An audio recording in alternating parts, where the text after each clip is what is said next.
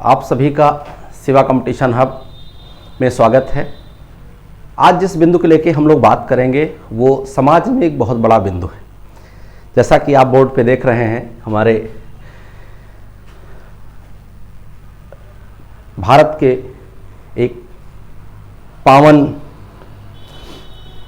बाबा तुलसी के रामचरितमानस के हीरो भगवान राम, जो हमारे अयोध्या में जिनका जन्म हुआ, ऊपर आप टाइटल देख रहे हैं, दुख सब पे आता है। आज हमने शुरू किया कि इस बिंदु को लेके आपसे बात की जाए कि हमारे जो भगवान हैं, जो ईश्वर हैं, जिन्हें हम भगवान मानते हैं, जो हमारे भगवान हैं, उनके जीवन में जब तमाम सारी समस्याएं आ सकती हैं तो हम आप तो एक सामान्य व्यक्ति, जब आपने देखा होगा भगवान रामचंद्र जी के जीवन में, अगर आप सनातन धर्म से विश्वास रखते हैं, नहीं भी रखते हैं तो भी फर्क नहीं पड़ता, आप जिस भी धर्म से संपर्क रखते हैं इससे कोई फर्क नहीं पड़ता। लेकिन आज जो हम बात करेंगे वो ये बात करेंगे कि आप उदाहरण अगर देख सकते हैं, सुबह भगवान रामचंद्र जी का राज्याभिषेक होने जा रहा था। अगले सुबह, उसी सुबह उनको बन जाना पड़ा। जैसा कि आप चित्र में देख रहे हैं, भगवान रामचंद्र जी का राज्याभिषेक होना था और उन्हें बन जाना पड़ा। तो दुख सब पे आता है। अब आपने देखा होगा जब भगवान रामचंद्र जी बन चले गए, अच्छा अगर आप इनका जीवन देखें तो जीवन भी बड़ा संघर्षमय। 4-5 साल के थे, पता चला गुरु जी ले गए, राक्षसी से लड़वा दिया, यानी पूरा जीवन खैहस भरा रहा।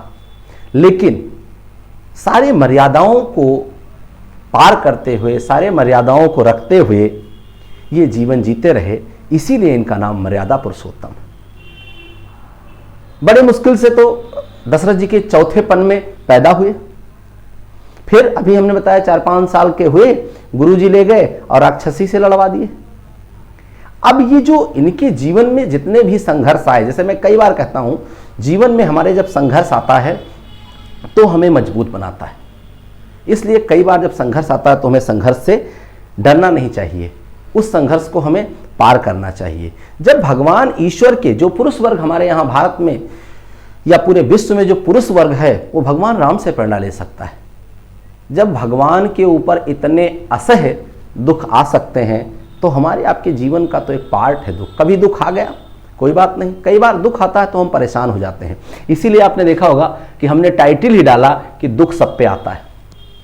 और कुछ लोग होते हैं समस्या या दुख आने पर वो उसे ओढ़ लेते हैं, और कुछ लोग उस समस्या को पार करके उस पार निकलते हैं और कहते हैं problem is the part of life and इसे सॉल्व करना is the art of life. जिस दिन आप प्रॉब्लम सॉल्व करने लगेंगे, प्रॉब्लम को छोटी समझने लगेंगे, उस दिन आप बड़े हो जाएंगे, और जिस दिन प्रॉब्लम को आप बड़ा समझने लगेंगे उस दिन आप छोटा हो जाएंगे। ये बहुत महत्वपूर्ण है कि आप प्रॉब्लम को छोटा समझें और अपने आप को बड़ा समझें, तो प्रॉब्लम अपने आप समस्या में न घुसें, समस्या को ओढ़ के न बैठें, समस्या को पी जाएं। इसीलिए हमने कहा जो हमारे भारत की महिला वर्ग हैं वो मां सीता से सीखें।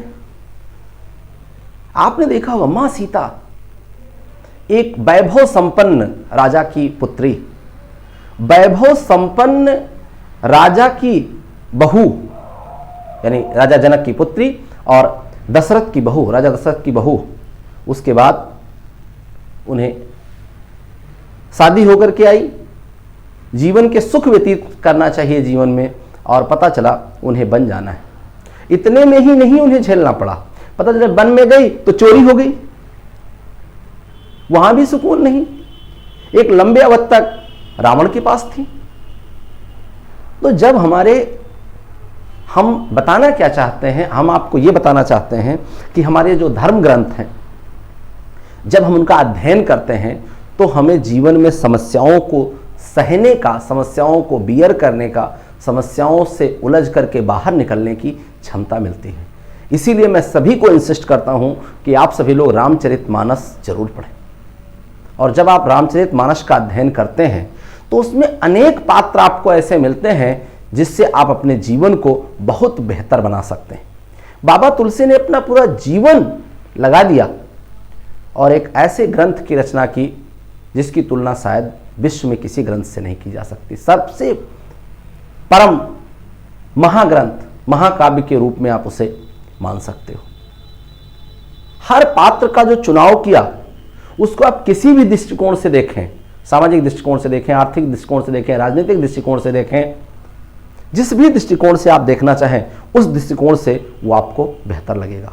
तो जब भी दुख आए तो आप ये ध्यान दो कि अगर हमारे जो ईश्वर हैं उन्होंने भी दुख झेले हुए हैं, तो हम आप तो सामान्य व्यक्ति हैं और वो पूरा जीवन उनका दुखमय रहा, लेकिन उन्होंने कभी इस तरीके से कोई शिकायत नहीं की। हम लोग अपने जीवन को, एक अंतिम बात फिर से, कि आप समस्याओं से बाहर निकल सकते हैं। समस्याओं को कभी ओढ़े ना, समस्याओं से बाहर निकलने की सोचें, और जब भी समस्या आपके पास आती है तो आप ये समझें कि वो आपको और सशक्त, आपको और सफल और आपको और बेहतर जीवन देने का एक मार्ग लेकर आती है। बहुत बहुत धन्यवाद।